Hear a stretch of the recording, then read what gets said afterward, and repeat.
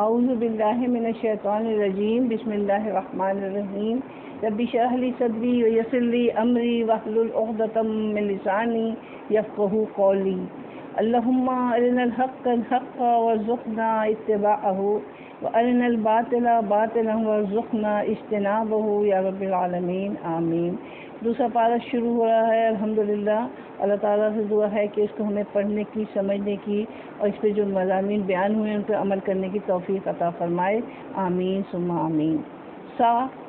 عنقریب یقولو، وہ کہیں گے، السفہاء بے وقوف، من الناس لوگوں میں سے، ماں کس چیز نے، ولاہم پھیر دیا ان کو، عن سے، قبلتہم التی قبلے سے ان کے وہ جس پہ تھے، کانو علیہا وہ تھے جس پر، قل کہہ دیجئے، لیے اللہ کے لیے، للہ اللہ کے لیے، المشرق والمغرب مشرق اور مغرب، یہدی وہ ہدایت دیتا ہے، من یشاء جس کو وہ چاہتا ہے، الہ طرف، صراط مستقیم راہ پر، سیدھے راستے پر۔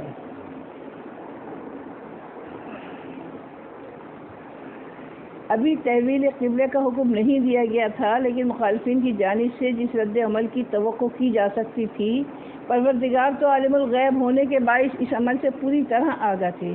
اس کا ذکر فرما کر مسلمانوں کے دل دماغ کو آنے والے حالات کے لیے پوری طرح تیار کیا جا رہا ہے۔ یہود کا طرز عمل سراسر مفاہمت، سفاہت اور بیوقوفی پر مبنی ہے، کیونکہ اگر وہ اپنے علم سے کام لیں تو ان کی کتابیں اس بات سے بھرپور ہے کہ آنے والے نبی آخری حضرت اسماعیل علیہ السلام کی اولاد یعنی قریش میں سے آنا ہے۔ وہ اس شہر میں پیدا ہوں گے جہاں اللہ کا گھر موجود ہے، وہ اس امامت کے وارث ہوں گے جس کے لیے اس گھر کے معمار نے دعائیں مانگی تھیں، اور آپ اسی بیت اللہ کو اپنا قبلہ بنائیں گے۔ ہم نے پہلے پارے میں پڑھا تھا نا کہ حضرت ابراہیم اور حضرت اسماعیل علیہ السلام جب خانہ کعبہ کی دیواریں اٹھا رہے تھے تو کیا دعا مانگ رہے تھے؟ یہی دعا مانگ رہے تھے نا کہ الہی انہی میں سے ایک رسول اٹھائیے، اور اسی طرح سے اللہ تعالیٰ نے ان کی دعا کو قبول فرمایا، اور اسی مرکز ہدایت سے اللہ تعالیٰ نے وہ انقلاب اٹھایا جس کی برکات سے ساری دنیا نے فائدہ اٹھایا، اور وہ آنے والے نبی نے یعنی حضرت محمد صلی اللہ علیہ وسلم نے دونوں قبلوں کی قیادت کو جمع کیا، یعنی بنی اسرائیل کی قیادت ختم ہو گئی، اس کی نبوت قیادت میں بننے والی امت اس عظیم منصب کی وارث ہوئی۔ یہ باتیں ہیں جن میں سے ایک بات سے یہود پوری طرح باخبر تھے، اور ان کی کتاب ان میں سے ہر بات کی گواہ تھی۔ ہم دیکھتے ہیں کہ اللہ تعالیٰ نے سفہاء کا لفظ 2 دفعہ استعمال کیا بھی سورہ بقرہ میں۔ ایک تو یہ کہا کہ وہ کون بیوقوف ہوگا، وہ کون ہوگا جو حضرت ابراہیم علیہ السلام کے طریقے سے روگردانی کرے یا ان کے دین کو ناپسند کرے، بیوقوف ہونے کے علاوہ۔ اب یہاں یہ بتایا گیا کہ قریب یہ بیوقوف لوگ یہ کہیں گے کہ کس چیز نے ان کو اس کے قبلے سے پھیر دیا، حالانکہ وہ سب کچھ جانتے ہیں، انہیں معلوم ہے کہ آپ صلی اللہ علیہ وسلم جہاں پہ پیدا ہوں گے، جہاں مبعوث ہوں گے، وہ جگہ بھی ان کو معلوم تھی، اور بیت اللہ کے بارے میں بھی جانتے تھے کہ وہ حضرت ابراہیم اور حضرت اسماعیل علیہ السلام نے بنایا جو مکہ میں تھا۔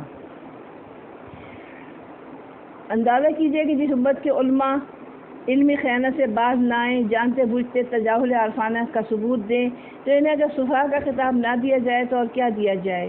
ان کے طرز عمل کو سفاہت نہ کہا جائے تو اور کیا کہا جائے؟ یہاں پھر یہ بھی بات بتا دی گئی کہ اللہ تعالیٰ ہی کی ہے مشرق بھی اور مغربی، یعنی جہاں تک جہت کا تعلق ہے کسی جہت کی کوئی خاص اہمیت حاصل نہیں۔ کسی جہت کو اگر کوئی اہمیت حاصل ہوتی ہے تو صرف اللہ کے حکم سے ہوتی ہے۔ یہود و نصارہ بغیر کسی دلیل کے مشرق اور مغرب کو اپنے لیے مخصوص کر لیا، اور صدیوں سے اس بات پر آپس میں لڑ رہے ہیں۔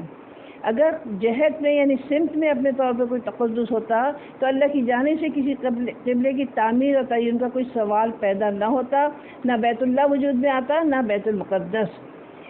یہاں بات ساری یہی ہے کہ مقصود صرف یہی ہے کہ اصل چیز یہ نہیں کہ تم منہ کس طرف کرتے ہو، بلکہ اصل بات یہ ہے کہ تم کس کے حکم سے کرتے ہو۔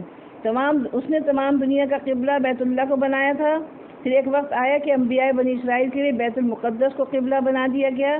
اب نبی آخری زمان کے آنے کے بعد پھر اسی بیت عتیق کو قبلہ بنانے کا حکم دیا جا رہا ہے۔ اس میں بقائمی ہوش آواز اعتراض کی آخر کیا گنجائش ہے؟ صراط مستقیم صرف یہ ہے کہ اللہ کے حکم کو آخری سند سمجھا جائے اور اسی کی تعمیر کو اپنے لیے دنیا اور آخرت کا درجہ دیا جائے۔ یہاں لگتا ہے کہ یہود، منافقین، مشرکین سبھی نے اعتراض شروع کر دیے کہ اگر وہ پہلا قبلہ درست تھا تو اسے بدلنے کی کیا ضرورت تھی، اور اگر یہ درست ہے تو اتنی دیر بیت المقدس قبلہ کیوں رہا؟ اللہ تعالیٰ نے اس کا جواب دیا کہ لوگ بیوقوفی کی وجہ سے ایسی باتیں کہہ رہے ہیں۔ مشرق مغرب کی اپنی کچھ حیثیت نہیں کہ ان کی طرف منہ کرنا باعث ثواب ہو۔ اصل چیز اللہ تعالیٰ کے حکم کی فرما برداری ہے، کیونکہ مشرق مغرب دونوں کا مالک اللہ ہی ہے۔ وہ جب چاہے جدھر چاہے منہ کر کے نماز پڑھنے کا حکم دے سکتا ہے۔ کام کیا ہے؟ کام صرف حکم ماننا ہے، کیونکہ صراط مستقیم وہی ہے جو اللہ تعالیٰ حکم دے اس پر چلنے کی توفیق وہ جسے چاہے دیتا ہے۔ جو توفیق سے محروم ہے وہ بیوقوفی سے بیکار باتیں بناتے رہتے ہیں۔ ہم آگے پڑھیں گے، لیس البر ان تولوا وجوہکم قبل المشرق والمغرب ولکن البر من آمن باللہ والیوم الآخر، یعنی نیکی یہ نہیں ہے کہ تم اپنے چہرے کر لو مشرق کی طرف یا مغرب کی طرف، لیکن نیکی کیا ہے؟ اللہ تعالیٰ پر ایمان لانا، اللہ تعالیٰ جو حکم دے اس چیز کو پورا کرنا۔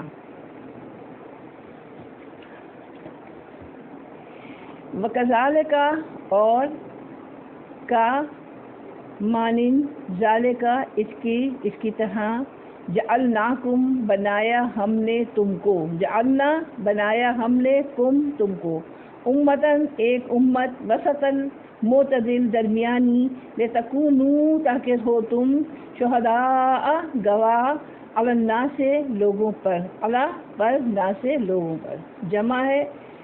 اور یہاں پر ہم دیکھ رہے ہیں کہ اللہ تعالیٰ یہ بتا رہے ہیں کہ ہم نے تمہیں امت وسط بنایا تاکہ تم لوگوں پر گواہ ہو۔ وَيَكُونَ الرَّسُولُ، اور یکون رسول ہو رسول، علیکم تم پر، شہیدہ گواہ۔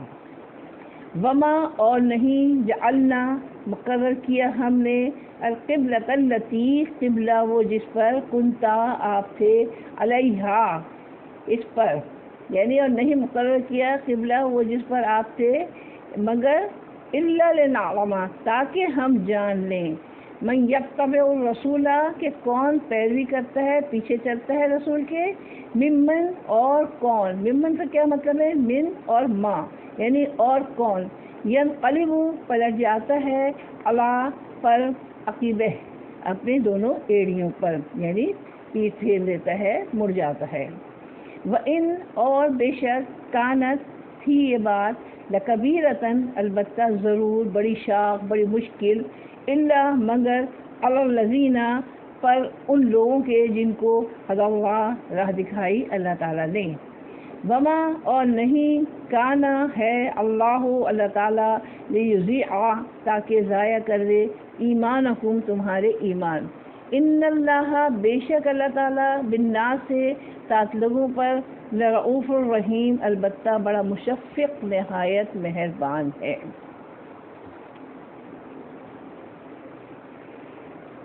سب سے پہلے کذالک کے مفہوم پر توجہ دیجیے، اس کے معنی ہے اسی طرح، یعنی ہم نے تمہیں اسی طرح امت وسط بنایا۔ سوال یہ ہے کہ اشارہ کس طرف ہے؟ معمولی غور و فکر سے بات سمجھ میں آتی ہے کہ سیاق کلام میں جو موضوع زیر بحث ہے اسی کی طرف اشارہ ہے۔ بنی اسرائیل پر کئی پہلوؤں سے تنقید ہوئی ہے، لیکن آخر میں دو باتوں پر زیادہ زور دیا گیا ہے۔ ایک تو یہ کہ تمہیں اللہ نے اسلام کی دولت دے کر دنیا کی قیادت کے منصب پر فائز کیا تھا، لیکن تم اس شاہراہ ہدایت سے محروم ہو کر یہودیت اور نصرانیت کی دلدل میں اتر گئے۔ تم نے اپنے لیے ایک حصار کھینچ لیا، یہود نے یہودیت کے تنگنائی سے نکلنے سے انکار کر دیا، عیسائیت نے عیسائیت ہی کو عافیت کا رخ سمجھا اور اپنے اپنے مخصوص پیغمبر پر اکتفا کر کے باقی سب پیغمبروں کو ماننے سے انکار کر دیا۔ اللہ کا دین جو ہوا اور پانی کی طرح سب کی ضرورت ہے، آپ سمجھیے کیا بات کہی جا رہی ہے؟ اللہ کا دین جو ہوا اور پانی کی طرح سب کی ضرورت ہے، اس کا کیا مطلب ہے؟ یعنی اللہ کے دین کی مجھے بھی ضرورت ہے اور آپ کو بھی ضرورت ہے، اور ایسے ہی ضرورت ہے جیسے ہوا اور پانی کی ضرورت ہوتی ہے۔ تو اس کو تو گروہوں میں بانٹ دیا۔ جب بھی اللہ کے کسی پیغمبر نے تمہیں اس گمراہی سے نکالنے کی کوشش کی تو تم نے یا تو اس کو قتل کر دیا یا مخالفت سے بے بس کر دیا۔ تو یہاں اسی چیز کو کہا گیا کہ اللہ تعالیٰ فرما رہے ہیں کہ جس طرح ہم نے دوبارہ انسانوں کو صراط مستقیم کی خبر دی ہے، اسی طرح ہم نے صراط مستقیم کے علم بردار بنا کر مسلمانوں کو امت وسط بنایا ہے۔ تاکہ دنیا میں وہ فرض انجام دیں جس فرض کی ادائیگی کا کبھی اہل کتاب کو پابند کیا گیا تھا۔ دوسری بات جو سمجھ میں آتی ہے وہ یہ ہے کہ اللہ تعالیٰ نے بنی اسرائیل کو بیت المقدس کی صورت میں ان کے مرکز کی ضرورت کو پورا کرنے کے لیے قبلہ دیا تھا، لیکن اس کا رخ بیت اللہ کی طرف رکھ کر اور تمام قربانیوں کا رخ بیت اللہ کی طرف مقرر فرما کر یہ واضح کر دیا تھا کہ سب سے پہلا گھر جسے اللہ نے دنیا کے کعبے کی فضیلت سے نوازا ہے وہ بیت اللہ ہی تھا۔ کیا بات سمجھ میں آ رہی ہے؟ یعنی اللہ تعالیٰ نے بیت المقدس تو بنوایا تھا دوسرے حضرت ابراہیم علیہ السلام کے بہت بعد، لیکن مرکز کیا تھا؟ مرکز بیت اللہ ہی تھا، قربانیوں کا رخ بھی بیت اللہ کی طرف تھا، اور یہ اللہ تعالیٰ نے واضح کر دیا تھا کہ یہ جو اللہ کا گھر ہے اللہ تعالیٰ نے اس کو دنیا کے کعبے کی فضیلت سے نوازا ہے۔ بیت المقدس تمہیں تمہاری ملی ضرورتوں کے تحت عطا کیا جا رہا ہے، اسے قبلہ بنا کر بیت اللہ کی اصل حیثیت سے انکار نہ کر دینا، اور اس سے بات اچھی طرح ذہن نشین کر لینا کہ قبلہ ہر امت کے لیے مرکز ہدایت ہے اور شہزادہ بندی کا سب سے اہم ذریعہ ہوتا ہے، لیکن اصل مقصود و مطلوب اللہ کی ذات ہوتی ہے۔ یعنی کتنے اب دیکھا جائے جیسے بیت اللہ اور بیت المقدس دو الگ الگ قبلے، لیکن بات کیا ہے یہ اس وقت کی ضرورت تھی کہ وہاں پر ایک گھر بنایا جاتا اور وہ گھر بنا کے اس کا نام دیا گیا بیت المقدس کا، اور وہاں پہ رک کر کے نماز پڑھنے کی بھی اجازت دی گئی، لیکن اصل رخ اس کا بھی خانہ کعبہ کی طرف تھا۔ یہاں یہ بتایا گیا کہ قبلہ ہوتا کس لیے ہے، خالی یہ نہیں کہ نماز کا، اصل یہ ہے کہ وہ مرکز ہوتا ہے، ملی ضرورتوں کے لیے ایک مرکز ہوتا ہے، اور یہ بات بھی ہے کہ قبلہ ہر امت کے لیے مرکز ہدایت بھی ہے اور جوڑنے کا ایک اہم ذریعہ بھی ہے، لیکن سب سے بڑی جو چیز مطلوب ہے، سب سے بڑا جو مقصد ہے وہ اللہ کی ذات ہے۔ اسی کے حکم سے قبلے کا تعین ہوتا ہے، اسی کے حکم سے قبلے کی تحویل ہوتی ہے۔ اور لوگوں کا کیا ہے، اس حقیقت کو نظر انداز کر کے پہلے بیت ابراہیمی کے قبلہ ہونے سے انکار کیا اور پھر بیت المقدس میں مشرق و مغرب کے جھگڑے میں پڑ گئے۔ وسط کا معنی کیا ہے؟ درمیان۔ افضل چیز کو بھی وسط کہتے ہیں کیونکہ درمیانی چیز سب سے بہتر ہوتی ہے، یہ مراد سب سے بہتر ہے، جیسے کہ فرمایا کنتم خیر امت اخرجت للناس، سورہ آل عمران کی آیت ہے کہ تم سب سے بہتر امت چلے آئے ہو جو لوگوں کے لیے نکالی گئی، کیونکہ دو نقطوں کے درمیان سب سے مختصر اور صحیح خط مستقیم ہی ہوتا ہے۔ ابو سعید خدری نے آپ صلی اللہ علیہ وسلم سے اس کے معنی یہاں عدل روایت کیا ہے، بخاری کی حدیث ہے۔ عدل کا معنی قابل اعتماد بھی ہے، اعتقاد، اخلاق، اعمال میں معتدل اور پہلی امتوں کی افراط و تفریط سے پاک بھی، نہ یہاں یہود کی سختی ہے نہ نصارہ کی نرمی۔ اب دیکھیے خیر الامور اوسطہ، معاملات میں بہتر اس کا اوسط ہوتا ہے۔ کسی بھی تقریب میں سب سے اہم شخصیت کی نشست درمیان میں ہوتی ہے اور یہ اس کے لیے عزت کی علامت ہوتی ہے۔ امت اسلامیہ کو امت وسط کہنے کا شاید یہی مطلب ہے کہ آپ دنیا کی تمام قوموں میں امت وسط کی حیثیت رکھتے ہیں، یعنی آپ کا مقام سب سے بلند ہے، اللہ نے آپ کو تمام قوموں میں فضیلت سے نوازا ہے، یعنی وہ فضیلت جو کبھی بنی اسرائیل کو دی گئی تھی، ان کی معزولی کے بعد وہ فضیلت آپ کو دی جا رہی ہے۔ دوسرے لفظوں میں کہا جا رہا ہے کہ آج سے آپ دنیا کی امامت کے منصب پر فائز کیے جا رہے ہیں۔ یہی بات قرآن کریم میں ایک دوسری جگہ ہے، کنتم خیر امت اخرجت للناس تأمرون بالمعروف وتنہون عن المنکر۔ اس لفظ کی معنویت میں مزید غور فکر سے کام لیا جائے تو یہ لفظ اس قدر وسیع معنویت اپنے اندر رکھتا ہے کسی دوسرے لفظ سے اس کے ترجمے کا حق ادا نہیں کیا جا سکتا۔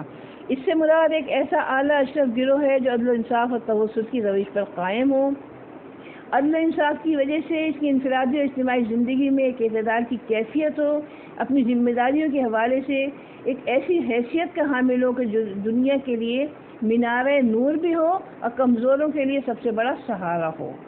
دنیا رہنمائی کے لیے اسی کی طرف دیکھے، اسی طرح اپنی بے بسی میں مدد و اعانت کی اسی سے طالب ہو۔ کسی امت کا عدل و انصاف پر قائم رہنا اس کی بقا کی دلیل ہے، اور عدل و انصاف کی قوت بن جانا دنیا اور اہل دنیا کی بقا کا ضامن ہے۔ اس لحاظ سے جب ہم مزید تدبر سے کام لیتے ہیں تو صاف معلوم ہوتا ہے کہ اللہ نے اس سے سر منہ اس امت کو انہی دونوں حیثیتوں کا نمائندہ بنایا ہے۔ اس کی اپنی ذات میں اس کے تمام اداروں سمیت اعتدال کی ایک ایسی روش پائی جاتی ہے جس سے سر منہ انحراف کرنے کی اجازت نہیں۔ یہی اس کی زندگی اور اس کی اخلاقی اور روحانی صحت کی ضامن ہے۔ اور سب سے پہلے دیکھا جائے تو امت وسط عقائد کے اعتبار سے ہم دیکھتے ہیں کہ مذہب کے بنیادی عقائد 3 ہی رہے ہیں: توحید، رسالت، آخرت۔ لیکن جب ہم ان عقائد کی تفسیر ان قوموں کے اندر ان کے اثرات کا جائزہ لیتے ہیں تو محسوس ہوتا ہے کہ وہ قومیں جو اپنے پاس آسمانی مذاہب ہونے کا دعویٰ کرتی ہیں، خود ان کے عقائد اور ان پر ان کا عمل ایک ایسی افراط و تفریط کا شکار ہے جسے زیادہ افراط و تفریط کا تصور نہیں کیا جا سکتا۔ یہود ایک طرف تو اللہ کو ذات و صفات میں ایک ماننے کا دعویٰ کرتے ہیں، لیکن دوسری طرف حضرت عزیر کو اللہ کا بیٹا کہتے ہیں۔ اسی طرح حضرت عیسیٰ علیہ السلام کو عیسائی اللہ کا بیٹا کہتے ہیں، اور اقانی میں ثلاثہ، یہ کہ گولک دندے کو انہوں نے عقائد کا محور بنا رکھا ہے، یعنی 3 خدا کا۔ رسالت کے قائل ہیں، لیکن پیغمبر کو انسان ماننے کے بجائے اللہ کا بیٹا سمجھتے ہیں۔ تو یہاں بات ساری کیا آ گئی، آخرت کو مانتے ہیں لیکن نجات کا دار و مدار نسل اور نسب پر رکھتے ہیں، اپنے آبا و اجداد کو اپنی نجات کا ذریعہ سمجھتے ہیں۔ اگر اس بنیاد کو تسلیم کر لیا جائے تو پھر آخرت میں جزا اور سزا کا کیا تصور باقی رہ جاتا ہے۔ ان تمام مذاہب کے مقابل میں اسلامی عقائد کو دیکھ لیجئے، توحید ہے تو بالکل خالص، بالکل بے میل، ہر آلودگی سے پاک اور ہر طرح کے شرک سے بالا۔ رسالت ہے تو رسول کی ذات، اس کی صفات، اس کے پیغام میں کہیں جھول، کہیں فاصلہ دکھائی نہیں دے گا۔ رسالت کے پیغام، پیغمبر دونوں کو مربع بنا دیا گیا، مرقع بنا دیا گیا ہے۔ رسول اپنی سیرت و کردار میں انسانیت کا ایک ایسا اعلیٰ نمونہ ہے جس میں ہر طبقہ زندگی کے لیے رہنمائی موجود ہے۔ آخرت کے تصور کو اس طرح پوری زندگی پر حاوی کر دیا گیا کہ انسان کا کوئی عمل اس سے آزاد نہیں۔ جزا و سزا کے تصور کو بے لاگ بنا دیا گیا۔ اللہ کے نبیوں، اس کے نیک بندوں کے احترام کی حدود واضح کی گئیں۔ شفاعت کا صحیح تصور دے کر انسان کو اپنے اعمال کا ذمہ دار بنایا گیا۔ اسی سے آپ اندازہ لگا لیجئے کہ دوسرے مذاہب کے اعتقادی افراط و تفریط کے مقابلے میں اسلامی عقائد میں کس حد تک اعتدال کار فرما ہے۔ اسی طرح سے اسلام کا تصور عبادت کس قدر اپنے اندر اعتدال رکھتا ہے۔ وہ جس طرح رہبانیت سے انکار کرتا ہے، اسی طرح سیکولرزم سے بھی انکار کرتا ہے۔ وہ جس طرح ترک دنیا کو گمراہی سمجھتا ہے، اسی طرح پوری زندگی کو اللہ کے احکام سے آزاد کر کے انسان کے حوالے کر دینے کو بھی گمراہی سمجھتا ہے۔ یعنی یہ بتایا گیا کہ جس طرح یہ 2 باتیں تمہارے پاس پوری ہیں، تمہارے مخالفوں کے پاس ناقص۔ ایک یہ کہ تم تمام انبیاء کو مانتے ہو، یہود و نصارہ کسی کو مانتے ہیں کسی کو نہیں۔ دوسری یہ کہ تمہارا قبلہ کعبہ ہے جو ابراہیم کے وقت سے مقرر ہے، اور ابراہیم علیہ السلام سب کے پیشوا ہیں۔ یہود و نصارہ ان کے قبلے بعد کی بات ہے۔ اسی طرح ہم نے تمہیں ہر کام میں افضل امت بنایا ہے، اس لیے تمہارا کام یہ ہے کہ تم دوسروں کی رہنمائی کرو، ان کا کام نہیں کہ تمہاری رہنمائی کریں۔ یہاں بات کیا بتائی گئی کہ کام کیا ہے؟ دوسروں کی رہنمائی کرو اور دوسرے تمہاری رہنمائی نہ کریں۔ یہاں اس چیز کو دیکھیے، یہ کہا گیا کہ لِتَكُونُوا شُهَدَاءَ عَلَى النَّاسِ وَيَكُونَ الرَّسُولُ عَلَيْكُمْ شَهِيدًا۔ امت محمدیہ کو ایک معتدل اور بہترین امت اس لیے بنایا ہے تاکہ وہ لوگوں پر حق کے گواہ بنے۔ یہ اس امت کا فریضہ منصبی اور اس کے قیام کی ضرورت کا بیان ہے۔ اسی منصب پر بنی اسرائیل کو فائز کیا گیا تھا۔ انہوں نے مسلسل اللہ سے کیے گئے عہد و پیمان توڑے، اس کی شریعت میں تبدیلیاں کی، اس کی صراط مستقیم گم کر دی اور اس کے مقرر کیے ہوئے قبلے سے منحرف ہو گئے۔ جن شہادتوں کے وہ امین بنائے گئے تھے، ان شہادتوں کا حق ادا کرنے سے منحرف ہو گئے۔ اسی صورتحال میں نو انسانی کی سب سے پہلی اور سب سے بڑی ضرورت اگر کوئی ہو سکتی تھی تو وہ یہی تھی کہ اللہ تعالیٰ ایک ایسی امت برپا کرے جو اللہ کی سیدھی راہ پر قائم ہو، جو خود عدل کی تصویر ہو، دنیا میں عدل قائم کرنے کے لیے اٹھے۔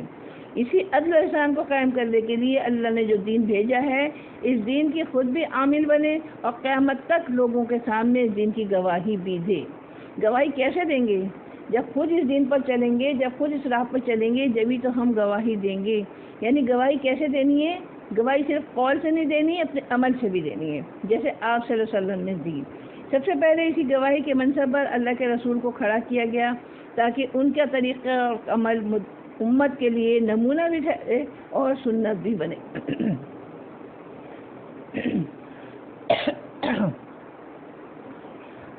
آئیے اب دیکھتے ہیں کہ انہوں نے دنیا میں دین کی گواہی کا فرض کیسے انجام دیا۔ جب آپ دنیا میں نبوت دے کر مبعوث کیے گئے تو پوری دنیا میں ایک شخص بھی اللہ کو ماننے والا، اس کی اطاعت کرنے والا اور اپنی زندگی کو اس کے احکام کے مطابق گزارنے والا موجود نہیں تھا۔ آپ نے جب لوگوں کے سامنے اس گواہی کا حق ادا کرتے ہوئے اعلان فرمایا کہ لوگوں اللہ کے سوا کوئی معبود نہیں، وہی حاکم حقیقی، وہی اس کائنات اور تم سب کا اصل مالک اور آقا ہے، تم سب اسی کا رزق کھاتے ہو، اسی نے تمہیں زندگی دی ہے، وہی تمہیں زندگی کی تمام نعمتیں عطا کرتا ہے، اسی نے تمہیں عقل و شعور دیا ہے۔ لیکن یہ عقل و شعور سے بہرور زندگی اور یہ نعمتوں سے گراں زندگی اس لیے تو نہیں دی کہ ایک دن وجود میں آئے اور پھر خود لو پودے کی طرح مل دل کر ختم ہو جائے۔ اس نے ہر دور میں زندگی گزارنے کے لیے رہنما، کتابیں بھیجی، معلم و مربی بنا کر رسولوں کو مبعوث کیا تاکہ وہ تمہیں زندگی گزارنے کا طریقہ سکھائیں، یہ بتائیں کہ تمہارا آخر کن باتوں سے راضی ہوتا ہے، کن باتوں سے ناراض۔ میں بھی اسی لیے بھیجا گیا ہوں اور مجھ پر کتاب اتاری گئی ہے، میں اپنی سچائی اور کتاب کے برخ ہونے کی گواہی دیتا ہوں۔ میری زندگی کا ایک ایک لمحہ، میری دلاویز شخصیت، میری بے داغ سیرت، کردار، دیانت و امانت سے بھرپور میرے معاملات اور مکارم اخلاق سے روشن میرے طور اتوار تمہارے سامنے ہیں۔ میری زندگی کا ایک ایک لمحہ تمہارے سامنے گزرا ہے، ان میں کہیں بھی جھوٹ اور شک کا شائبہ نہیں۔ یہ وہ سچی گواہی ہے جو میں تمہارے سامنے پیش کر رہا ہوں۔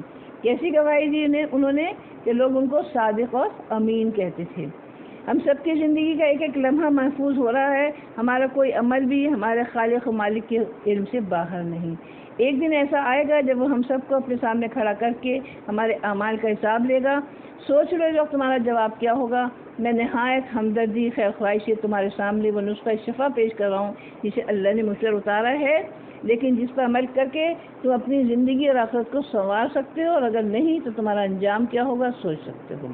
قوم نے وہی جواب دیا جو ہر قوم اپنے پیغمبروں کو دیتی چلی آئی۔ آپ نے طائف کا رخ کیا، وہاں پر بھی آپ کو ستایا گیا، پتھر مارے گئے، آپ کو کس طرح سے ستایا گیا، میدان جنگ میں آپ کو زخمی کیا، دندان مبارک شہید ہوئے، اور وہ دندان مبارک جن سے قرآن پاک کی شعائیں پھوٹا کرتی تھیں۔ اس دہن سے خون بہا جس کو اللہ بیماروں کو شفا اور کڑوے پانی کو میٹھا کر دیتا تھا۔ تب آپ نے ایک زمانہ گزرا، رت بدل گئی، موسم تبدیل ہو گیا، انسانیت کی قسمت سنور گئی، انسانیت کو ایک ایسی بہار نصیب ہوئی جس میں صرف خدا خوفی، راہ بازی، انسان دوستی، علم پروری، آخرت کی جستجو کے پھول کھلتے تھے۔ 12 لاکھ مربع میل علاقے پر انقلاب کی ٹھنڈی چھاؤں پھیل گئی۔ 1.5 لاکھ کے قریب ایسے انسانوں کا ایک مضبوط قوم تیار ہو گئی جو حق کی سربلندی اور باطل کی سرکوبی کے سوا کوئی مقصد نہیں رکھتی تھی۔ تب آپ نے آخری حج میں لوگوں سے پوچھا کہ لوگوں ہو سکتا ہے کہ اگلے سال تم مجھے نہ دیکھو۔ قیامت کے دن تم سے میرے بارے میں پوچھا جائے گا کہ جس شہادت حق کے منصب پر مجھے فائز کیا گیا تھا، اس منصب کی ذمہ داریوں کو میں نے ادا کیا یا نہیں؟ کیا میں نے اللہ کا دین تم تک پہنچایا؟ کیا میں نے امانت کا حق ادا کیا؟ کیا میں نے تمہارے ساتھ خیر خواہی کی؟ ایک ایک سوال پر لوگ چیخ رہے تھے کہ یا رسول اللہ، آپ نے اپنی ذمہ داری کا پورا حق ادا کر دیا۔ آپ نے 3 دفعہ آسمان کی طرف انگلی اٹھا کر فرمایا کہ یا اللہ تو گواہ رہے، تیری مخلوق میرے بارے میں گواہی دے رہی ہے۔ ظاہر بات ہے کہ آپ ہمیشہ کی عمر لے کر نہیں آئے تھے۔ 63 سالہ عمر طبعی اور 23 سالہ عمر رسالت گزار کر اب اپنے خالق حقیقی سے جا ملے۔ آپ نے مختلف وقتوں میں یہ بات سمجھائی کہ لوگوں تم میں سے ہر نسل اس امانت کی ادائیگی کی ذمہ دار ہے۔ کل کو تم سے پوچھا جائے گا کہ جس طرح میں نے یہ حق امانت ادا کیا، کیا تم نے بھی ایسا ہی کیا؟ کیا تم نے بھی ویسے ہی دکھ اٹھائے جیسے میں نے اٹھائے تھے؟ کیا تم نے اسی احساس ذمہ داری کا ثبوت دیا جیسے میں نے دیا؟ کیا تم نے اللہ کے دین کو گھر سے لے کر ایوان حکومت تک نافذ برپا کر کے ثابت کیا کہ اللہ کا دین اب بھی قابل عمل ہے؟ جس طرح آپ نے صحابہ کے سپرد سے ذمہ داری کی اور انہیں بار بار اس کا احساس بھی دلایا، جس طرح قرآن کریم کی آیت قیامت تک آنے والے مسلمانوں کو احساس دلاتی رہے گی کہ کل کو تم سے اسی ذمہ داری کے حوالے سے پوچھا جائے گا کہ تم نے اپنی اگلی نسل تک یہ امانت پہنچائی یا نہیں۔ کیا تم نے یہ ثابت کیا کہ ڈرنا صرف اللہ سے چاہیے، بھروسے کے قابل صرف وہی ذات ہے اور صرف اسی کے سامنے جھکنا چاہیے، اور اس کے حکم کے مطابق کسی کا حکم نہیں چل سکتا؟ اس کی اطاعت کا وہ طریقہ معتبر ہوگا جو طریقہ اللہ کے رسول نے چھوڑا ہے، جسے ہم سنت رسول کہتے ہیں۔ قرآن بار بار پوچھتا ہے کہ لوگوں بتاؤ جو امانت حضور آپ کے صحابہ چھوڑ گئے وہ کہاں ہیں، وہ ایثار، وہ استقامت، وہ ذات رسالت ماں آپ سے بے پناہ محبت جو حضرت ابوبکر صدیق ہمارے حوالے کر گئے تھے وہ کہاں ہے، حضرت فاروق اعظم کا وہ عدل کہاں ہے جو دنیا کو دے کر گئے تھے، اور حضرت عثمان کی وہ شرم و حیا جو ان کی شناخت بن گئی تھی وہ کہاں ہے، وہ علی کا فخر جس پر انہیں فخر تھا اور جس کی انہوں نے وراثت چھوڑی تھی، اسلام کا وہ پورا نظام زندگی جو صحابہ کے گھروں سے لے کر ان کے معاشرے کے ایک ادارے، ان کی ریاست کے ایک شعبے، ان کی حکومت کے ایک ایوان میں برسر اقتدار تھا، وہ ہم نے کہاں کھو دیا۔ ہمارے گھروں میں فخر نہیں سرمایہ داری ہے، ہمارے پاس عدل نہیں جانبداری ہے، ہمارے پاس رحم مروت نہیں ظلم اور جہالت ہے، ہمارے پاس شرم و حیا نہیں۔ ہر چوراہے پر ہم نے حوا کی بیٹیوں کو بے حیائی کی تصویر بنا کر اس طرح آویزہ کر دیا ہے کہ حیا کا جنازہ نکل گیا ہے۔ ہمارے نصاب تعلیم سے قرآن کریم کی آیات کھرچی جا رہی ہیں، جہاد جسے اسلام کی چوٹی کہا گیا ہے وہ ایک گالی بن کر رہ گیا ہے، حکومت کے ایوانوں سے اللہ کے دین کا مذاق اڑایا جاتا ہے، طاقتور حکمرانوں کا کلمہ پڑھا جا رہا ہے، لیکن قرآن کریم ہم سے کیا کہہ رہا ہے بار بار کہ سوچو کل کو حق شہادت کے حوالے سے تم سے پوچھا جائے گا، کیا جواب دو گے؟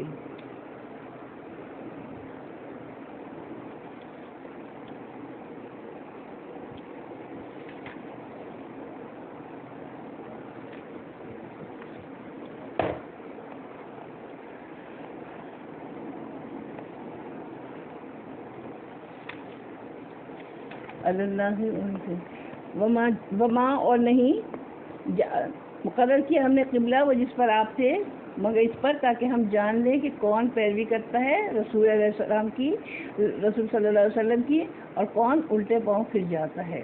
اب یہاں یہ بتایا گیا کہ اللہ تعالیٰ کیا فرما رہے ہیں کہ جو قبلہ ہم نے مقرر کیا یہ کس لیے کیا، یہ تو ہم نے پڑھا کہ قبلہ تو شروع سے تھا، یہ اللہ تعالیٰ نے امت مسلمہ کے لیے یہی قبلہ وہ کیا تھا، لیکن بات ساری کیا تھی، یہ تحویل قبلہ کیا تھا، یہ اتباع رسول کا امتحان بھی ہے۔ تحویل قبلہ پر جو رد عمل ہونے والا تھا اس کے جواب کے لیے ذہنوں کو تیار کیا گیا، چنانچہ اس سلسلے میں مخالفین کے اعتراضات کا جواب دیا گیا۔ فوراً بعد اس امت کی حقیقت کو نمایاں کرنے کے لیے ان کی اصل حیثیت کو واضح کیا گیا تاکہ وہ اپنی شناخت میں غلطی نہ کریں۔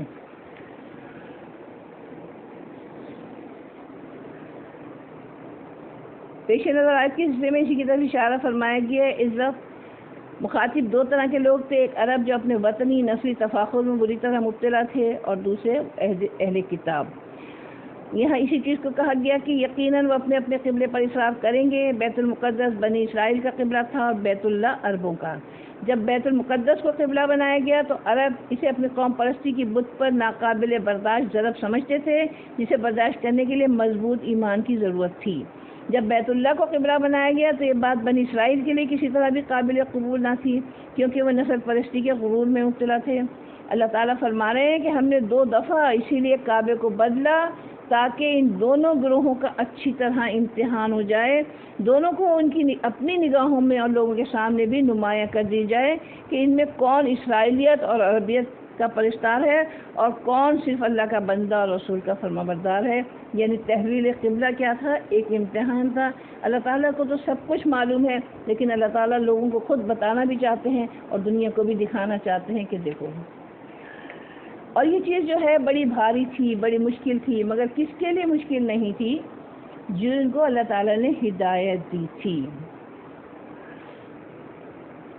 اللہ تعالیٰ فرماتے ہیں کہ قبلہ تبدیل کرنا واقعی ایک بہت مشکل کام ہے، کیونکہ انسان کی فطرت یہ ہے کہ جن چیزوں کا تعلق اس کے عقیدے اور دین سے ہو اس میں وہ ہمیشہ جذباتی ہو جاتا ہے، کبھی بھی اپنی پرانی روش بدلنے کے لیے تیار نہیں ہوتا، اور یہاں تو قبلے کا تبدیل کرنا پیش نظر تھا، اور یہ کوئی دین کی عام بات نہیں تھی، بلکہ ایک امت کے مرکز کے تبدیل ہونے کا سوال تھا۔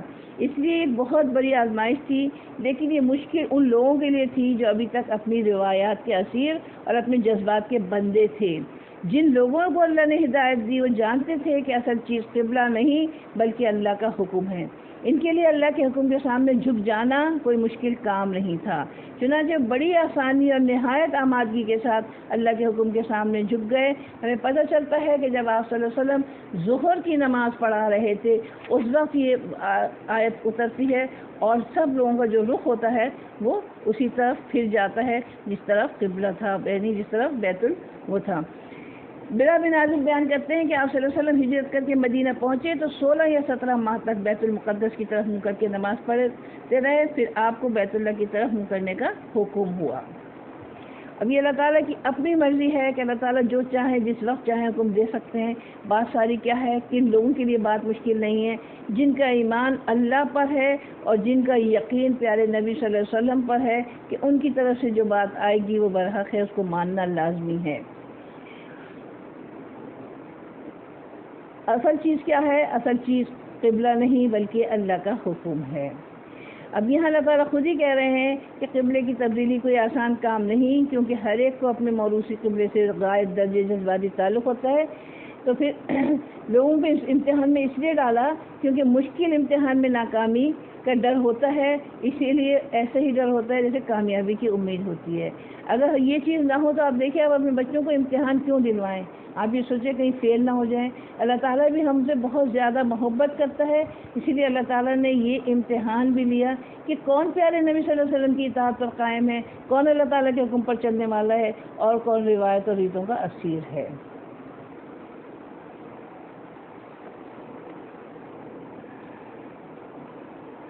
پھر ایک سوال یہ ہوا کہ اب تک جو لوگ نماز بیت المقدس کی طرف رخ کر کے پڑھ رہے تھے تو اس کا مطلب یہ ہوا کہ ان کی نمازیں ضائع ہو گئیں۔ یہاں نماز ضائع ہونے کو ایمان سے تشبیہ دی گئی، تو یہاں اس چیز کا جواب دے دیا گیا، یعنی اللہ تعالیٰ بہت رؤوف اور رحیم بھی ہیں۔ اللہ تعالیٰ نے جواب دیا کہ اب تک جو نمازیں پڑھ رہی تھیں، جو پڑھی جا رہی تھیں، وہ بھی اللہ کے حکم سے تھا وہ قبلہ، اب جو بدلا گیا وہ بھی اللہ تعالیٰ کی حکم سے ہے۔ تو اللہ تعالیٰ کیا ہے یہاں بتایا گیا کہ نہیں اللہ تعالیٰ یہ کہ تمہارا ایمان ضائع کرے۔ تحویل قبلہ سے قبل کئی آدمی پہلے قبلے کے زمانے میں قتل ہو کر فوت ہو چکے تھے، انہیں ہمیں معلوم نہ ہو سکا کہ ہم ان کے متعلق کیا کہیں، تو اللہ تعالیٰ نے نازل فرمایا وَمَا كَانَ اللَّهُ لِيُضِيعَ إِيمَانَكُمْ، اللہ کبھی ایسا نہیں کرتا کہ تمہارا ایمان ضائع کر دے، یعنی تمہاری پہلی نمازیں اللہ کبھی ضائع نہیں کرے گا۔ بخاری کی حدیث ہے۔ اس آیت میں اللہ تعالیٰ نے نماز کو ایمان قرار دیا۔ معلوم ہوا کہ جو لوگ صرف دل سے تصدیق اور زبان سے اقرار کو ایمان قرار دیتے ہیں ان کی بات درست نہیں، بلکہ اعمال بھی ایمان کا جز ہیں، اور نماز اور زکوٰۃ تو ایسا جز ہیں جن کے بغیر بندہ اسلامی برادری انما المؤمنون اخوۃ کا حصہ ہی نہیں بنتا، کیونکہ اللہ تعالیٰ نے فرمایا فَإِن تَابُوا وَأَقَامُوا الصَّلَاةَ وَآتَوُا الزَّكَاةَ فَإِخْوَانُكُمْ فِي الدِّينِ، سورہ توبہ کی آیت ہے۔ بس اگر وہ توبہ کر لیں، نماز قائم کریں اور زکوٰۃ دیں تو دین میں تمہارے بھائی ہیں۔ جابر رضی اللہ عنہ کہتے ہیں کہ آپ صلی اللہ علیہ وسلم نے فرمایا کہ آدمی کے درمیان اور شرک اور کفر کے درمیان فرق نماز کا چھوڑنا ہے۔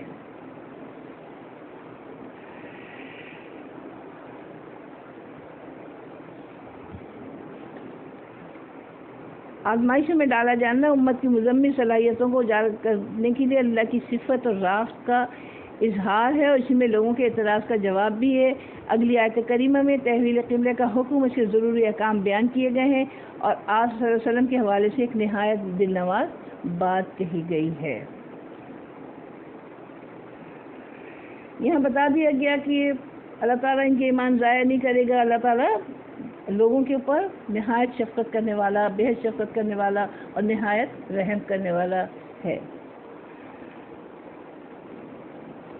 قد تحقیق یقیناً نوا ہم دیکھتے ہیں تقلبا بار بار اٹھنا وجہ کا آپ کے چہرے کا، فی السماء آسمان کی طرف، فلنولینک پس لا نولینک ہم ضرور پھیر دیں گے آپ کو، قبلتاً اس قبلے کی طرف، ترضاہا جسے آپ پسند کرتے ہیں، فولی پس پھیر لیجئے وجہ کا اپنا چہرہ، شطر المسجد الحرام مسجد حرام کی طرف، وحیث اور جہاں کہیں ہو تم، ما کنتم ہو تم، فولو پس تم پھیر دیا کرو، وجوہکم اپنے چہرے، شطرہ اس کی طرف، وَإِنَّ الَّذِينَ اور بے شک جن لوگوں کو، جو لوگ اوتوا الکتاب دیے گئے ہیں کتاب کو، لَيَعْلَمُونَ البتہ وہ خوب جانتے ہیں، أَنَّهُ الْحَقُّ کہ بے شک وہ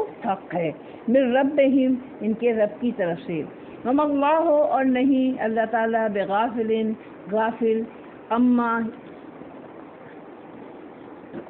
اما یعملون نہیں غافل اس سے جو یہ عمل کرتے ہیں، وہ عمل کرتے ہیں۔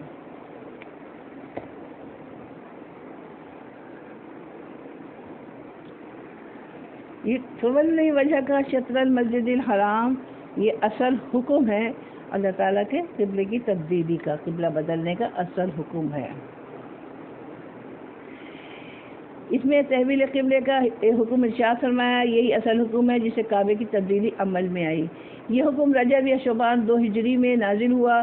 ابن سعد کی روایت ہے کہ نبی کریم بشر بن برا بن معرور کے ہاں دعوت پر گئے ہوئے تھے، وہاں ظہر کا وقت آ گیا، آپ لوگوں کو نماز پڑھانے کھڑے ہوئے اور 2 رکعتیں پڑھا چکے تھے کہ تیسری رکعت میں یکایک وحی کے ذریعے سے آیت نازل ہوئی، اور اسی وقت آپ صلی اللہ علیہ وسلم کی اقتداء میں جماعت کے تمام لوگ بیت المقدس سے کعبے کے رخ پھر گئے۔ اس کے بعد مدینہ اور اطراف مدینہ میں اس کی عام منادی کرا دی گئی۔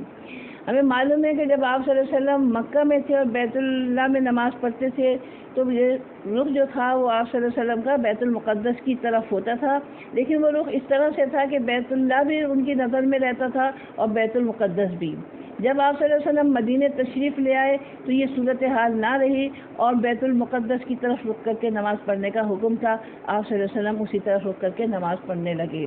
جب اللہ تعالیٰ کی طرف سے ارشاد ہوتا ہے اور یہ اشارہ ملتا ہے کہ اب امت کو امامت سے سرفراز کیا جانے والا ہے اور بنی اسرائیل سے یہ امامت واپس لے لی جائے گی، پھر آپ صلی اللہ علیہ وسلم سوچتے ہیں کہ جب امامت لازمی بات سے تبدیل ہو رہی ہے تو قبلہ بھی تبدیل ہوگا، اور اس قبلے سے سب کو کتنی محبت تھی، اس گھر سے سب کو کتنی محبت تھی وہاں کے لوگوں کو، خود آپ صلی اللہ علیہ وسلم کو بھی، کہ جب آپ نکل رہے تھے ہجرت کے لیے تو آپ کیا کہہ رہے تھے کہ مکہ میں تجھے کبھی نہ چھوڑتا اگر میرے رب کو حکم نہ ہوتا۔ تو بات ساری یہ تھی کہ اللہ تعالیٰ تو اپنے بندوں سے بہت زیادہ محبت کرتے ہیں، اور کہاں آپ صلی اللہ علیہ وسلم کی ذات جو آپ صلی اللہ علیہ وسلم کے لیے یہاں اللہ تعالیٰ نے کیا فرمایا کہ ہم تمہارا منہ کا آسمان کی طرف اٹھنا دیکھ رہے تھے، لوگ ہم نے تمہیں اسی طرف پھیر دیا۔ اس سے زیادہ کسی کے لیے اور کیا اعزاز ہوگا کہ خدا بندے سے خود پوچھے بتا تیری رضا کیا ہے، یعنی اللہ کہہ رہے ہیں ہم نے ادھر پھیر دیا تمہیں جہاں تمہاری مرضی تھی، جو تم چاہتے تھے وہ ہم نے کر دیا۔ برا بن عازب کہتے ہیں کہ جگہ منادی کی آواز اس حالت میں پہنچی کہ لوگ رکوع میں تھے، حکم سنتے ہی سب کے سب اسی حالت میں کعبے کی طرف مڑ گئے۔ انس بن مالک کہتے ہیں کہ بنی سلمہ میں اطلاع دوسرے روز صبح کی نماز کے وقت پہنچی، لوگ 1 رکعت پڑھ چکے تھے کہ ان کے کانوں میں آواز پڑی خبردار رہو، قبلہ بدل کر کعبے کی طرف کر دیا گیا ہے۔ لازمی بات ہے وہ زمانہ کیا تھا، وہ زمانہ ایسا نہیں تھا کہ فون کر دیا، تار کھڑکھڑا دیا، یہ ہو گیا وہ ہو گیا، یا اعلان کہیں پر ہو گیا، نہیں، باقاعدہ لوگوں کو چل کے جانا پڑتا تھا کوئی حکم سنانے کے لیے۔ تو یہ بالکل اسی طرح سے ہوا کہ کسی کو کسی وقت خبر چلی اور کسی کو کسی وقت خبر چلی۔ نماز بعد جماعت پڑھتے ہوئے قبلہ تبدیل کرنے میں لا محالہ امام کو چل کر مقتدیوں کے پیچھے آنا پڑا ہوگا، مقتدیوں کو صرف رخ ہی نہ بدلنا پڑا ہوگا بلکہ کچھ نہ کچھ انہیں بھی چل کر اپنی صفیں درست کرنی پڑی ہوں گی، چنانچہ بعض روایت میں یہ تفصیل موجود ہے۔ اگر اصل قبلہ بیت اللہ ہے جس کو کعبہ کہا جاتا ہے، لیکن ظاہر ہے کہ اصل بیت اللہ کا استقبال اس جگہ سے ہو سکتا ہے جہاں سے بیت اللہ نظر آتا ہے۔ جو لوگ وہاں سے دور ہیں، بیت اللہ ان کی نظروں سے غائب ہے، اگر ان پر یہ پابندی عائد کی جاتی کہ عین بیت اللہ کی طرف رخ کرو تو اس کی تعمیر میں بہت دشواری ہو جاتی۔ یہاں بات ساری کیا اللہ تعالیٰ نے کہا ہے کہ تحویل قبلے کا کیا حکم دیا گیا ہے کہ جہاں کہیں ہو مسجد حرام کی طرف رخ پہ دیا کرو، یہ نہیں کہا کہ ادھر رخ کیا کرو، بلکہ یہ کہا ہے کہ مسجد حرام میں کتنی سمتیں نکلتی ہیں، اب کوئی کہیں پر ہے کوئی کہیں پر ہے، رخ اس کا کدھر ہوگا؟ مسجد حرام کی طرف۔ ایک دوسری سہولت لفظ شطر اختیار کر کے دے دی گئی، اور ورنہ سے مختصر لفظ الی المسجد الحرام تھا، اس کو چھوڑ کر شطر المسجد الحرام فرمایا گیا۔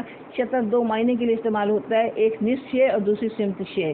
بالاتفاق مفسرین اس جگہ شطر سے مراد سمت ہے، تو اس لفظ نے بتلا دیا کہ بلاد بعیدہ میں بھی یہ ضروری نہیں کہ خاص مسجد حرام ہی کی طرف ہر ایک کا رخ ہو تو نماز درست ہوگی، بلکہ سمت مسجد حرام کافی ہے۔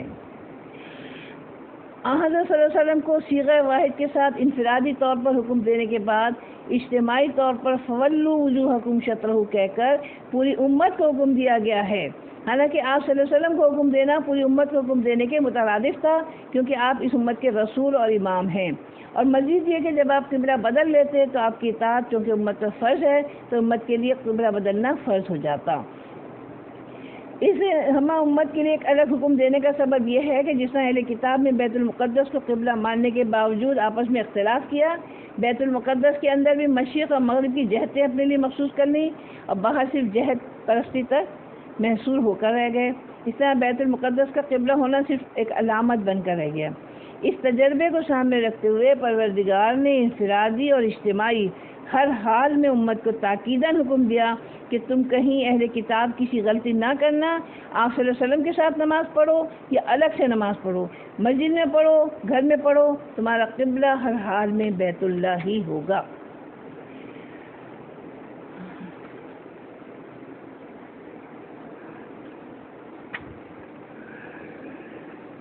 آپ صلی اللہ علیہ وسلم کو بیت اللہ کا قبلہ ہونا اس قدر پسند تھا کہ قبلہ بدلنے کی امید پہ بار بار آسمان کی طرف دیکھتے تھے۔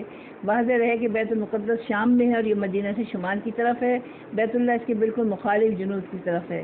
ابن عمر فرماتے ہیں کہ لوگ قبا میں صبح کی نماز پڑھ رہے تھے کہ ان کے پاس ایک صاحب آئے، انہوں نے کہا آج نبی صلی اللہ علیہ وسلم پر قرآن اترا ہے اور آپ کو کعبے کی طرف منہ کرنے کا حکم دیا گیا ہے، لہٰذا تم بھی اسی کی طرف منہ کر لو۔ ان کا رخ شام کی طرف تھا، انہوں نے گھوم کر کعبے کی طرف منہ کر لیا۔ بخاری۔ اس سے صحابہ کا حدیث رسول بلکہ قرآن کریم کے ثبوت کے لیے ایک معتبر آدمی کی خبر یعنی خبر واحد پر اعتماد اور اس پر فوری عمل ثابت ہوتا ہے۔ جو لوگ بعض احادیث کو خبر واحد کہہ کر رد کر دیتے ہیں انہیں غور کرنا چاہیے۔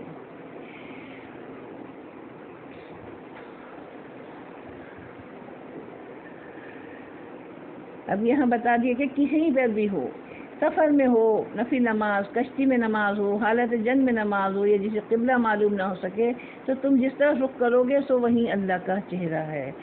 یعنی اگر آپ فرض نماز نہیں پڑھ رہے اور آپ نفل نماز پڑھ رہے ہیں تو آپ صلی اللہ علیہ وسلم کا قاعدہ یہ تھا کہ اپنی اونٹنی کا رخ پہلے قبلے کی طرف کرتے اور نیت باندھ لیتے اور اس کے بعد جو ان کی اونٹنی جہاں بھی لے جاتی آپ نفل نماز پڑھتے رہتے۔ کوشش یہی ہے کہ فرض نماز کے خاص طور سے احتیاط کی جائے اور اس کا رخ جو ہے قبلے کی طرف ہی کیا جائے، لیکن کبھی کبھی مشکل ہوتی ہے تو اندازے سے بھی ہو سکتا ہے۔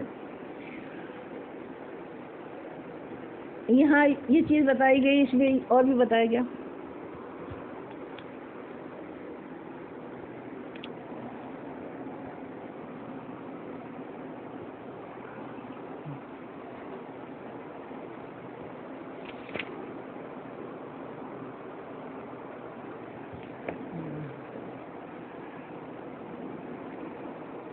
وَإِنَّ الَّذِينَ ہاں اور جن لوگوں کو کتاب دی گئی وہ جانتے تھے کہ کتاب جو دی گئی جن کو جانتے تھے کہ یہ حق ہے، یعنی قبلہ بیت المقدس کے بجائے بیت اللہ قبلہ ہونا حق ہے اور پہلا قبلہ یہی تھا۔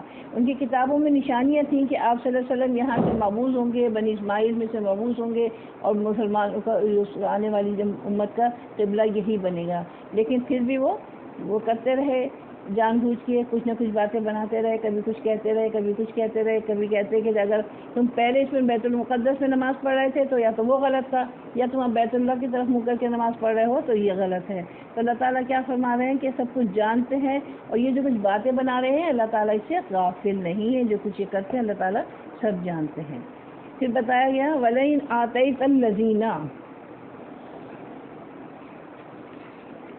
اور اگر آپ لائیں ان لوگوں کے پاس جو اوت الکتابہ دیے گئے ہیں کتاب، بکل آیتن ہر قسم کی نشانی، ما تبعوا نہیں وہ پیروی کریں گے قبلتک آپ کے قبلے کی، وما اور نہیں انتا آپ بتابعین پیروی کرنے والے ہیں قبلتہم قبلے کی ان کی، وما اور نہیں بعضهم ان میں سے بعض بتابعین پیروی کرنے والے قبلتاً بعض قبلے کی بعض کے، وَلَئِنِ اتَّبَعْتَ اور اگر آپ نے پیروی کی اہواءہم خواہشوں کی ان کی، من بعد اس کے ما جاءک جو آ گیا ہے آپ کے پاس من علم انکا اس وقت بے شک آپ اس وقت اذا لمن الظالمین البتہ ظالموں میں سے ہوں گے۔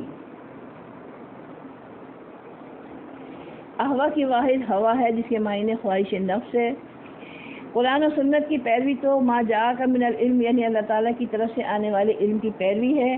اس کے سوا دین میں جو بھی شامل کیا جائے وہ انسانی خواہش کی پیروی ہے، خواہ یہود و نصارہ کی طرف سے آئے یا ہندوؤں سکھوں کی طرف سے یا مسلمان اپنے پاس سے ایجاد کر لیں، سب خواہش کی پیروی ہے۔ اس لیے علماء اسلام اہل بدعت کو عام طور پر اہل احوا کہتے ہیں۔ صاحب کشاف نے ذکر فرمایا کہ اس آیت میں آپ صلی اللہ علیہ وسلم کو ان لوگوں کی خواہشات کی پیروی سے منع کی تاکید کی گئی۔ اس کی وجہ کیا ہے؟ 2 وجوہ ہیں۔ صاحب کشاف نے 10 وجوہ سے اس تاکید کی تفصیل بیان کی ہے۔ اس آیت میں اگرچہ خطاب آپ صلی اللہ علیہ وسلم کو ہے مگر مراد امت ہے، علماء اور عوام سب اس میں شامل ہیں، کیونکہ اگر آپ صلی اللہ علیہ وسلم ایسا کریں تو آپ سے کہا جائے گا انکا اذا لمن الظالمین، بے شک تو اس وقت ظالموں میں سے ہوگا۔ تو امت ہی ایسا کرنے سے تو بالاولیٰ ظالموں میں سے ہوں گے۔ پھر کیا حال ہوگا ان عالموں کا جو منع کرنے کے بجائے تیجے، ساتے، 40ویں میلاد، تعزیے، عرس، قوالی وغیرہ میں شرکت کرتے، خود ساختہ وظیفے کرتے، بعض وظیفوں میں قدرت کی طرف رخ کرتے اور قبلے کی طرح اس کی تعظیم کرتے اور ان کاموں کو باعث ثواب قرار دیتے۔ یہاں ہمیں سوچنا چاہیے، اللہ تعالیٰ ہم سے فرما رہے ہیں، یقیناً اللہ تعالیٰ ہم سے فرما رہے ہیں آپ صلی اللہ علیہ وسلم کی وساطت سے، آپ صلی اللہ علیہ وسلم کے توسط سے، کہ اگر ہم ان کی خواہش کی پیروی کریں گے تو اللہ تعالیٰ کیا کہہ رہے ہیں کہ ظالموں میں سے ہوں گے۔ اب جب سوچ لیجئے آپ، ہم ان کی پیروی کس کس طریقے سے کرتے ہیں، ہماری زندگیوں میں ان کی چیزوں کا کیا کیا عمل اور دخل ہے، اہل کتاب کا، مشرکین کا، اور ان سب لوگوں کا جو قرآن اور سنت سے بالکل واقف نہیں ہے، اور ہم ان کی خواہشات پہ چلیں، یعنی ہم ان کی بات مانیں۔ اللہ تعالیٰ نے ہمارے لیے کیا وعید دی ہے، اللہ تعالیٰ نے ظالموں کا انجام کیا کرنا ہے یہ بھی سوچ لیجئے، ظالم کہتے کس کو ہیں یہ بھی سوچ لیجئے، اور اس کا انجام کیا ہوگا یہ بھی سوچ لیجئے۔ تو پھر آپ غور کیجئے کہ اگر ہم ان کے کہنے پر چلیں گے، ان کے خواہش کی پیروی کریں گے، یا ہم ان جیسے ہو جائیں گے تو ہمارا انجام یہی ہوگا جو اللہ تعالیٰ نے ظالموں کا انجام رکھا ہے۔ اللہ تعالیٰ کہتے ہیں کہ میں ظلم کو ہی معاف نہیں کروں گا، باقی جو چاہوں گا معاف کر دوں گا۔ ظلم سے مراد کیا ہے؟ ظلم سے مراد شرک ہے۔ جب بھی ہم اللہ تعالیٰ کی نافرمانی کرتے ہیں، پیارے نبی صلی اللہ علیہ وسلم کی سنتوں سے روگردانی کر کے کسی دوسرے کے ایسے حکم کو مانتے ہیں جو ان چیزوں سے ٹکراتا ہے، قرآن اور سنت سے ٹکراتا ہے، اس وقت ہم شرک کرتے ہیں، اور یقیناً پھر اللہ تعالیٰ کہہ رہے ہیں کہ انکم اذا لمن الظالمون، بے شک اس وقت ظالموں میں سے ہوگے۔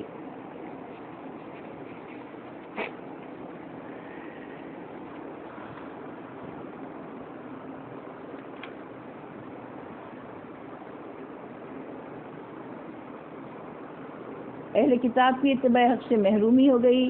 جب اللہ کی جانب سے اس کے سامنے حق واضح ہو جاتا ہے تو اس کے سامنے اس بات کی گنجائش نہیں ہوتی کہ وہ بفرے ہوئے حالات کو دیکھ کر چند دنوں کے لیے حق کے اظہار سے رک جائے۔ اسے آپ کے لیے تو کسی طرح ممکن نہیں کہ آپ ان کے قبلے کی پیروی کریں، کیونکہ یہ پہلا قبلہ منسوخ ہو گیا، اس قبلے کا اعلان ہو گیا جو اصل قبلہ تھا، جو قیامت تک باقی رہے گا۔ ایک بات فرما کر اہل کتاب کے غبارے سے بالکل ہوا نکال دی گئی کہ آپ ان کی مخالفت کو اس قدر اہمیت ہی کیوں دیتے ہیں، کیونکہ ان کی قبلے سے وابستگی کا حال تو یہ ہے کہ باوجود یہ کہ یہود اور نصارہ ایک ہی قبلے یعنی بیت المقدس کے پیروکار ہیں، لیکن دونوں ایک دوسرے کے مخالف ہیں، کسی کا رخ مشرق کی طرف ہے اور کسی کا رخ مغرب کی طرف ہے۔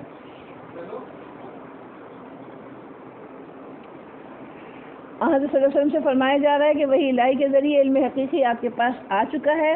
اگر آپ اس کے برعکس اہل کتاب کی بات کو ماننے لگیں تو اس کا مطلب یہ ہے کہ آپ نے علم کے مقابلے میں ہوائے نفس کی پیروی کرنا شروع کر دی ہے۔ یہ تو ایک ایسا ظلم ہے جس کا کسی کے لیے بھی جواز نہیں، چاہے جائے کہ اس کا ارتکاب پیغمبر کریں۔ یہ معاملہ اتنا سنگین ہے کہ خدا نخواستہ آپ بھی ایسا کریں تو باوجود عظیم مقام اور مرتبہ کے جو اللہ کے ہاں آپ کو حاصل ہے، آپ بھی ظالموں میں سے ہو جائیں گے۔ یہ بات یاد رہے کہ اس آیت کریمہ میں بظاہر عطاب آپ صلی اللہ علیہ وسلم پر ہے، لیکن حقیقت میں ایسا نہیں، خطاب آپ سے ہے، عطاب اہل کتاب پر ہے۔ یہ بات سمجھانے کا ایک انداز ہے۔ اگلی آیت کریمہ میں اسی مضمون کو موقع فرمایا گیا۔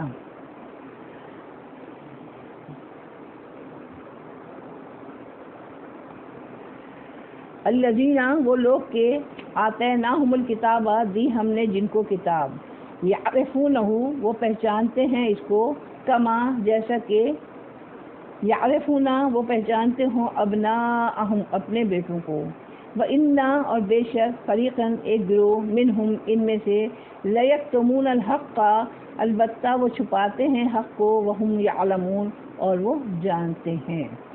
الحق من ربک، یہ حق ہے پروردگار کی طرف سے آپ کی، فلا پس نہیں، تکونن، آپ ہرگز نہ ہوں، من الممترین، شک کرنے والوں میں سے۔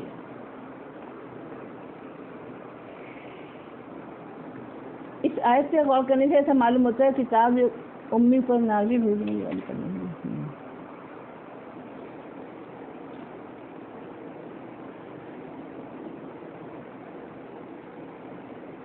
الحق میں الف لام عہد کا، اس لیے ترجمہ اس کا یہ حق کیا گیا، یعنی یہ حق جسے یہود و نصارہ چھپا رہے ہیں آپ کے رب کی طرف سے ہے، اس لیے آپ کسی شک و شبہ کا شکار نہ ہوں۔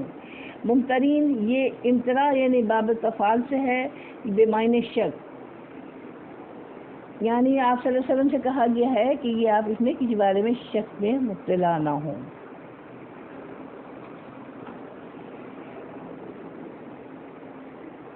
اس آیت کریمہ میں غور کرنے سے معلوم ہوتا ہے کتاب ایک امی پر نازل ہوئی تاریخ کے بعد ایسے گوشوں کو بے نقاب کر رہی ہے، اور بعض ایسی خیانتوں سے پردہ سرکا رہی ہے جہاں تک مورخ کی نگاہ بھی شاذ و نازل پڑتی ہے۔ سابقہ آیت کریمہ میں آپ نے دیکھا اہل کتاب کا ذکر الذین اوتوا الکتاب کہہ کر کیا گیا ہے، اور یہاں الذین آتیناہم الکتاب کہہ کر یہ معلوم ہوتا ہے کہ یہود میں پوری قوم کے لوگ خیال عمل کے لحاظ سے یکساں نہیں تھے۔ اگرچہ اس قوم کا غالب حصہ گمراہ ہو چکا تھا، لیکن ایک محدود تعداد ایسی تھی جو ابھی تک اللہ کی کتاب کی قدر و منزلت کو جانتی، اس کا حق ادا کرنے کی کوشش کرتی تھی۔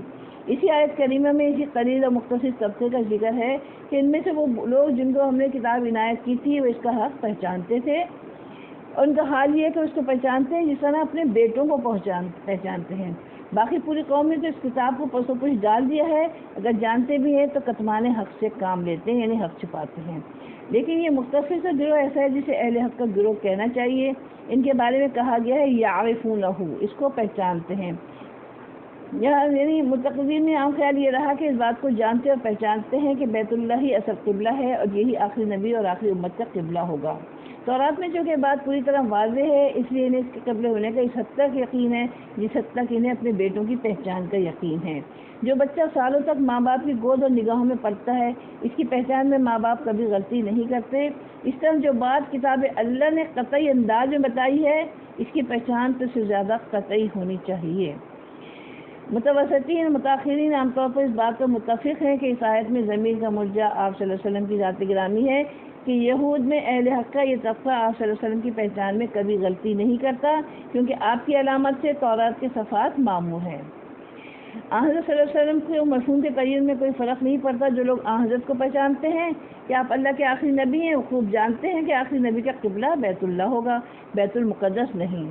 ان دونوں آیتوں کو غور سے پڑھ لیجئے تو کوئی شبہ باقی نہیں رہ جاتا کہ تحویل قبلہ ایک ایسی حقیقت ہے جس پر پہلی آسمانی کتابیں پوری طرح شاہد ہیں۔ ان کتابوں کا جاننے والا کتمان حق کرے تو اور بات ہے، ورنہ اس کے لیے حقیقت تسلیم کیے بغیر چارہ نہیں۔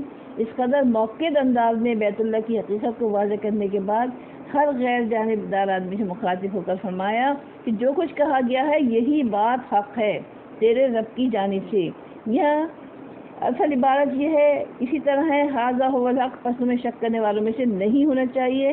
حق آ جانے کے بعد شک کی کوئی گنجائش باقی نہیں رہ جاتی، اور یہ حق تو ایسا ہے جس میں عقل اور نقل دونوں متفق ہیں۔ صدق اللہ العلی العظیم۔ سبحان اللہ بحمدہ، سبحان اللہ العظیم، سبحان اللہ بحمدہ، نشہد ان لا الہ الا انت، نستغفرک ونتوب الیک۔